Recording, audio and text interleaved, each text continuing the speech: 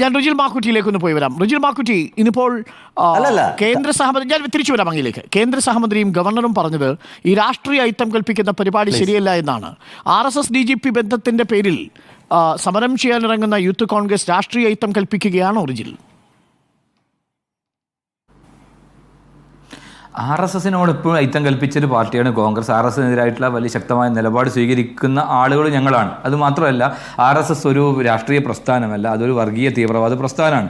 ആ വർഗീയ തീവ്രവാദ പ്രസ്ഥാനത്തിൻ്റെ ആളുകളെ ക്രമസമാധാന ചുമതല ADGP എന്തിനു പോയി കണ്ടു എന്നുള്ളതിനെക്കുറിച്ച് വളരെ കൃത്യമായ രൂപത്തിലുള്ള കാര്യങ്ങൾ പുറത്തു പറയേണ്ടതാണ്.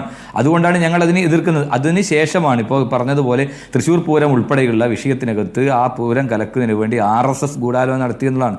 ഈ രാജ്യത്തെ ഹിന്ദുക്കളുടെ സംരക്ഷകരാണ് എന്ന് പറയുന്നവർ കപടത്തരം മാത്രം പറയുന്നവരാണ്. ഹിന്ദുക്കൾക്കുമായി യാതൊരു ബന്ധമില്ലാത്തൊരു സംഘടനയാണ് RSS എന്നും അത് നമുക്കറിയാം. രാമക്ഷേത്രം ഉൾപ്പെടെ വിഷയം നമ്മുടെ മുമ്പിലുണ്ട്. ആ നാട്ടിലെ ജനങ്ങൾ പോലും RSSനെയും BJPയും ചവിട്ടി പുറത്താക്കി അയോധ്യ എന്നുള്ളത് ഈ തെരഞ്ഞെടുപ്പോടെ കണ്ടിട്ടുണ്ട്. അങ്ങനെ വിശ്വാസത്തെ രാഷ്ട്രീയപരമായി ഉപയോഗിക്കുകയും വിശ്വാസത്തിൻ്റെ മുമ്പിൽ നിൽക്കുന്നവർ ഞങ്ങളാണ്, രാമൻ ഞങ്ങളതാണ്, തൃശ്ശൂർ പൂരം ഞങ്ങളാണ്, കൃഷ്ണൻ ഞങ്ങളതാണെന്നൊക്കെ പറയുന്ന ആളുകൾ ഇവരാണ് ഈ ഹിന്ദു വിശ്വാസികളുടെ ഏറ്റവും വിശ്വാസത്തെ ചവിട്ടി മതിച്ചുകൊണ്ട് ഗൂഢാലോചന നടത്തിക്കൊണ്ട് തൃശ്ശൂർ പൂരം കലക്കാൻ നേതൃത്വം കൊടുത്തു എന്ന് പറയുമ്പോൾ അതിൻ്റെ അകത്ത് പ്രതിയായി നിൽക്കുന്നത് RSS ആണ്. അപ്പോൾ RSSന് അങ്ങനെ ഈ പറയുന്ന പോലെ BJPയുടെ വക്താവ് ന്യായീകരിക്കുന്നത് പോലെ അപ്പുറത്തേക്ക് ഒന്നും പറയാൻ സാധിക്കില്ല. കാരണം ഇതിൻ്റെ ഗുണഭോക്താക്കൾ BJPയും RSSും ആണ് എന്നതിനെക്കുറിച്ച് ഒരു തർക്കമില്ല. അതുകൊണ്ട് യഥാർത്ഥത്തിൽ ഹിന്ദുമത വിശ്വാസികൾ ഈ RSSന്റെ കപടതയെ, ഈ ഹിന്ദുക്കളെ പറ്റിക്കുന്ന ഏർപ്പാട് ഇനിയെങ്കിലും മനസ്സിലാക്കണം എന്നുള്ളതാണ് ആദ്യമേ എനിക്ക് സൂചിപ്പിക്കാനുള്ളത്. അതോടൊപ്പം തന്നെ വളരെ ഗൗരവമായ വിഷയമാണ് RSS നേതാക്കളെ കണ്ടത് ചർച്ചയാക്കുന്നവരെ കണ്ടാൽ പുച്ഛമാണ് എന്നാണ്.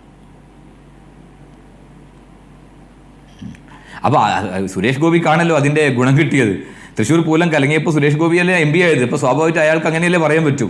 അപ്പോൾ അതിൻ്റെ ഗുണഭോക്താക്ക അയാളാണല്ലോ. അപ്പോൾ ഞാൻ പറഞ്ഞു വന്നതല്ല, ഇപ്പോൾ എന്താണ് പിണറായി വിജയൻ എന്ന് പറയുന്ന കേരളത്തിലെ മുഖ്യമന്ത്രിയുടെ നിലപാടെന്താണ്?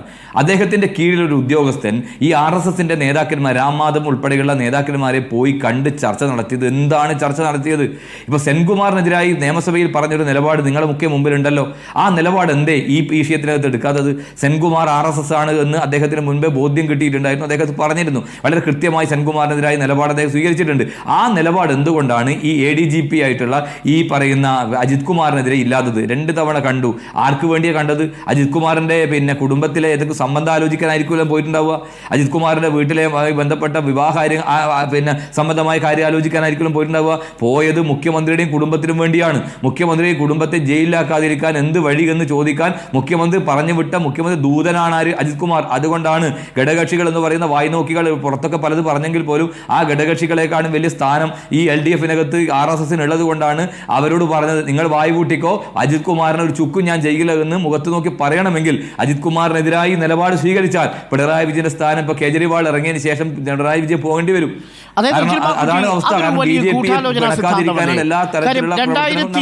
2023 മെയ് മാസം 22-ാം തീയതി ദത്താത്രേയ ഹൊസബളയെ കാണാൻ പോകുമ്പോൾ പിണറായി വിജയന്റെയും മകളുടെയും പേരിൽ അങ്ങനൊരു കേസ് ഇല്ലല്ലോ.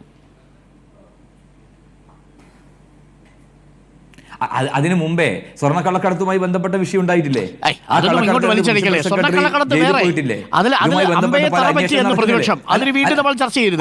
സ്വർണ്ണക്കള്ളക്കടത്തുമായി ബന്ധപ്പെട്ട മുഖ്യമന്ത്രിയുടെ ഓഫീസിലെ പ്രിൻസിപ്പൽ സെക്രട്ടറിക്ക് അപ്പുറം ഒരാളിലേക്കും അന്വേഷണം പോയില്ല.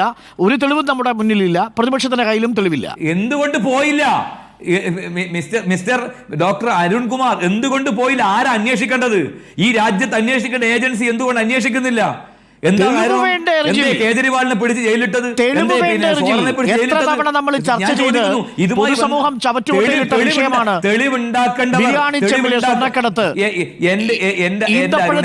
സ്വർണ്ണക്കടത്ത്, ഖുറാനിലെ സ്വർണ്ണക്കടത്ത് എന്തൊക്കെയായിരുന്നു? നമുക്ക് അതിലേക്ക് പോണ്ട. അത് നമുക്ക് എല്ലാവർക്കും പരിക്കുപറ്റിയ വിഷയമാണ്. വിഷയത്തിൽ പ്രതിപക്ഷത്തിന്റെ ആരോപണങ്ങൾ മാധ്യമങ്ങൾ കൊടുത്തു.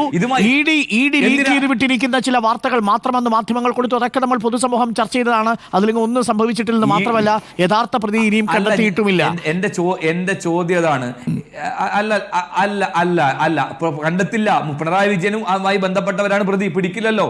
അവർ തമ്മിൽ രാഷ്ട്രീയ ധാരണയുണ്ടല്ലോ, അന്തർധാരയുണ്ടല്ലോ. ആ അന്തർധാര തന്നെയാണ് ഈ വിഷയത്തിനകത്ത് പിണറായി വിജയൻ സേഫ് സോണിൽ നിൽക്കുന്നത് എന്ന യാഥാർത്ഥ്യം.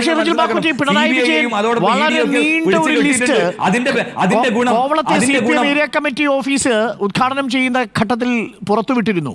ആരെയൊക്കെയാണ് കണ്ടത്, ആർക്കാർക്കുമായിട്ടാണ് ബന്ധം തുടങ്ങിയ കാര്യങ്ങളൊക്കെ വിശദീകരിച്ചിരുന്നു. ഞാൻ താങ്കളിലേക്ക് വരാം.